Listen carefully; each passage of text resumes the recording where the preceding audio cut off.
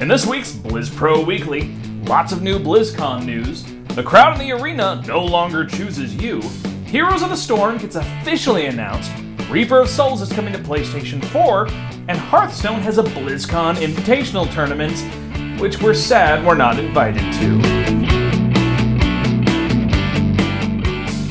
And I'm back, that's right, Chris the Beard Arnone. I'm, as you know, may have noticed, married now. Yes, more beard-tastic than normal, maybe even glowingly beard-tastic. Had a little tan going from my trip to Mexico. It was good times. All right, now I'm sure you're thinking about what I'm thinking about now. I got my wedding behind me. Let's talk BlizzCon. So the BlizzCon virtual goodies have been revealed, and this year it's some pretty cool ones, all right? Now these rewards will be given to attendees of BlizzCon who go in person, as well as those who buy the BlizzCon virtual ticket. Now first off, we have Murkalot. I just love saying that. Murkalot. Anyway, all right. The Crusader Murloc pet in World of Warcraft. Now it wouldn't be a BlizzCon without a Murloc-themed virtual item in WoW, obviously. Now, for those Starcraft 2 players, we have the Terran Stitches and Stitches Hook. Now this is a new portrait and a new decal, respectively, that you can use in Starcraft 2. For those who are not in the know, Stitches is actually from World of Warcraft. It's a monster that hangs out in the Duskwood Alliance side. That's one of those quests you got around maybe level 30. It involved releasing him into the wild. Now this portrait, however, is from Blizzard All-Stars, so he's probably going to be a playable character in that MOBA game. All right, next, Diablo 3, right? You're going to get a banner. Nothing crazy special here. It's a pretty cool to look at, and you can display it, so all your other people who play Diablo 3 will know you went to, or at least watched online, BlizzCon. Last, certainly not least, and probably the most useful of all these, is a Hearthstone Heroes of Warcraft card. Now this is shown right now as a mystery minion and has the legendary skin on it. Of course, the question right now, is this an all-new card that's just going to be for attendees, which it could be a little unbalanced, or just a skin of an existing card? Maybe it's a joke card, who knows? We'll all have to see together. All right, now, enough with the goodies. Let's talk about some other things. Let's talk about the Meeting Stone. Now, Blizzard unveiled a new social feature coming to BlizzCon 2013 called the Meeting Stone. Now, at prior BlizzCons, there was always a place sectioned off for WoW Realm meetups with preset times for the different servers to meet. The location has changed at almost every con, but it's always been off to the side, hidden in a corner, tucked away on a different floor, completely removed from the convention itself. Now, you won't have to miss any of the action because this year the Meeting Stone will be front and center, located between halls B and C, right smack in the middle of the convention. Another big change this year is that the scheduling of the events for the Meeting Stone is completely in the hands of the attendees. You can use the new Meeting Stone forum to set up times, and Blizzard reps will be on hand throughout the convention to block off the area for large groups, help facilitate meetups, and start discussions. So that's pretty cool, right? All right. Last but not least, our BlizzCon stuff we're going to talk about. They have released their schedule and map for the show. Now, we see a lot of panels we normally see for each game, as well as a presentation for the Warcraft movie on the main stage. We have some artist panels and, of course, the WCS. So, if you're going to the show or going to buy a virtual ticket, check it out, see what's going on, when those things are going on, mark your calendars, and get ready. And, of course, we're going to be covering the shit out of that show, all right? Let's talk World of Warcraft. Here's the beef. So the WoW development team had a recent roundtable discussion with the gorgeous gaming journalist Morgan Webb. Now the discussion lasted about 30 minutes and touched on how the new features in Siege of Orgrimmar are doing, as well as some information on what the team is working on for the future of World of Warcraft.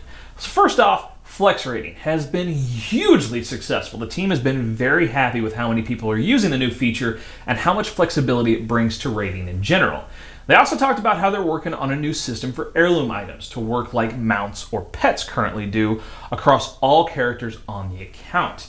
Last thing, they talked about this new Refer a Friend system that will be rolling out along with new rewards for it. Now, when it comes to PvP, patch 5.4 will probably always be remembered for the awkward exploiting of Conquest cap bug. What it won't be remembered for is the crowd chose you arena mechanic, intended to decide long-lasting but close games based on who had performed the best throughout the match. Community manager Lore announced in the forums that the crowd chose you had led to certain exploitative playstyles being employed, to the point where the benefit of the change was far outweighed by the negatives. So instead, this new mechanic will be called dampening, which reduces the healing by 1% every 10 seconds after the 10-minute mark. At 20 minutes, the game ends in a draw, though Blizzard highly doubts this is going to happen very much. Now, on the surface, it sure sounds like it'll be more fair, a little disruptive way to ensure that the arena matches won't last forever. Alright, enough World of Warcraft, let's talk about Starcraft 2.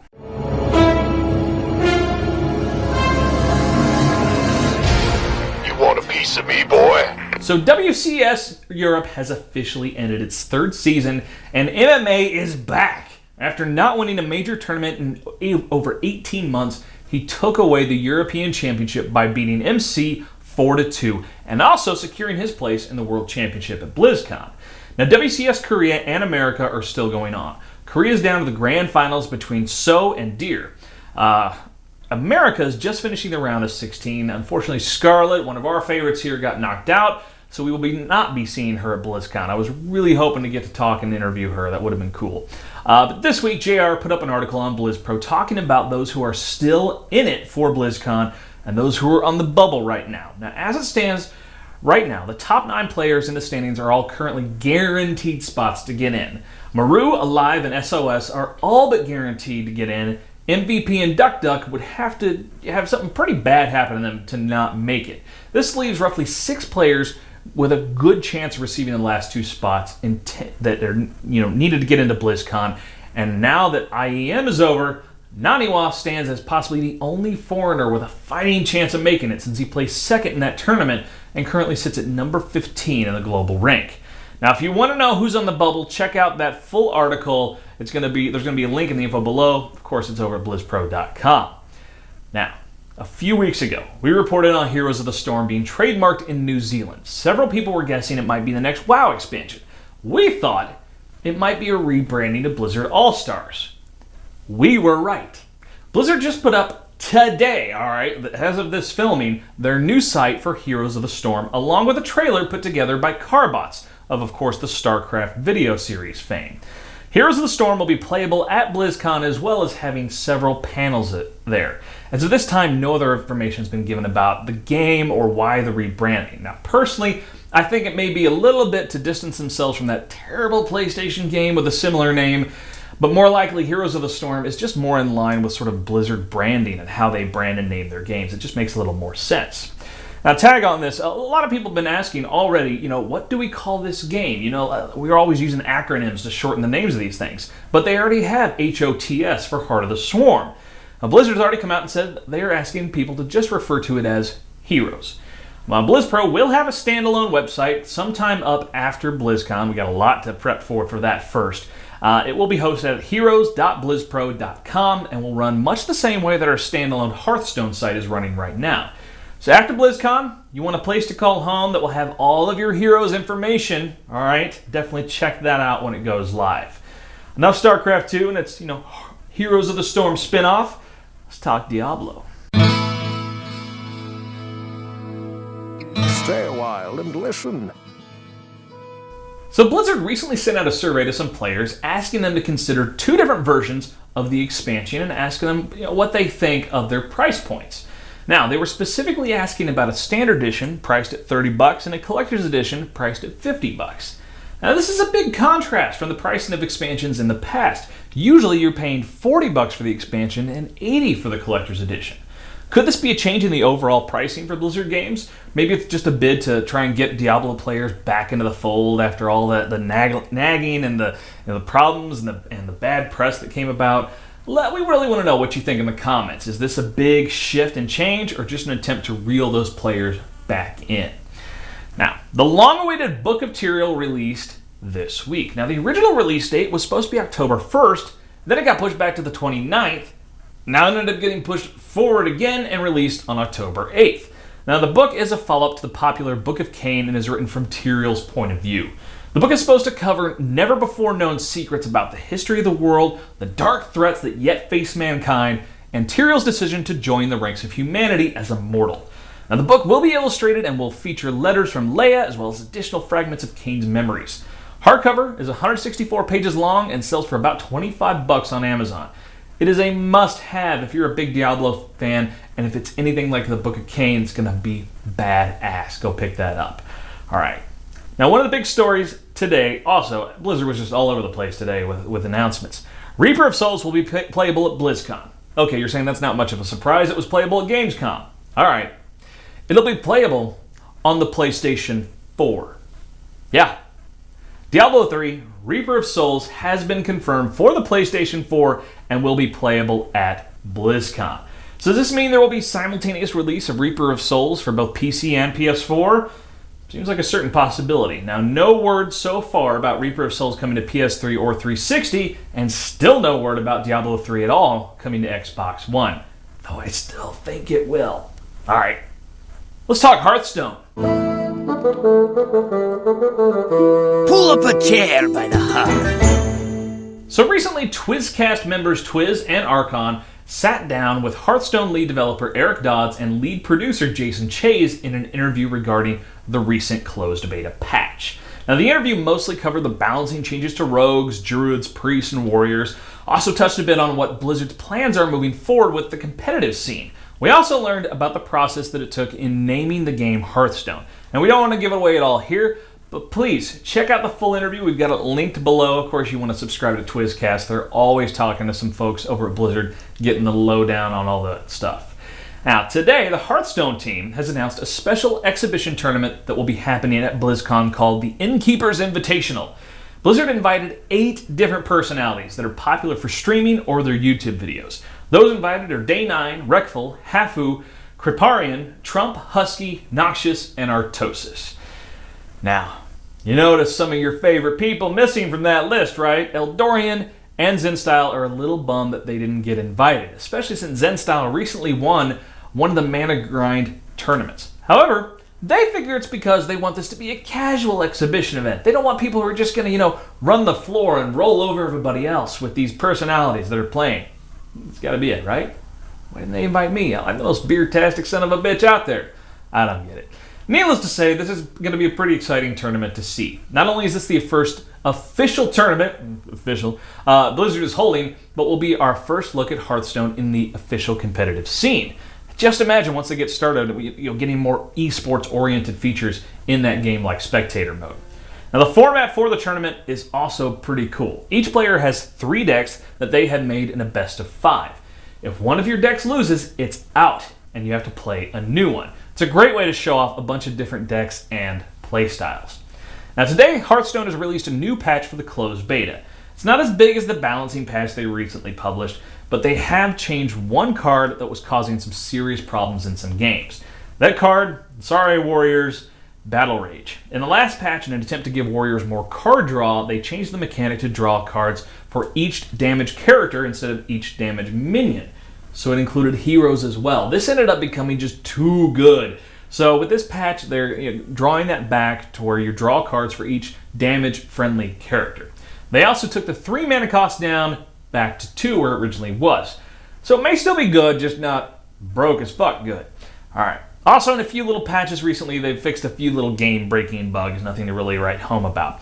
But we want to know, what are your thoughts on the change to Battle Rage? Was it needed? Or are you just really sad that they quickly nerfed it? I imagine this is going to weigh heavily depending on whether you played Warrior or played against Warrior. But we want to know what your comments are like. Now, we're going to head into the BlizzBro... No, it's not really a bitch session, all right? Let's just talk more about BlizzCon.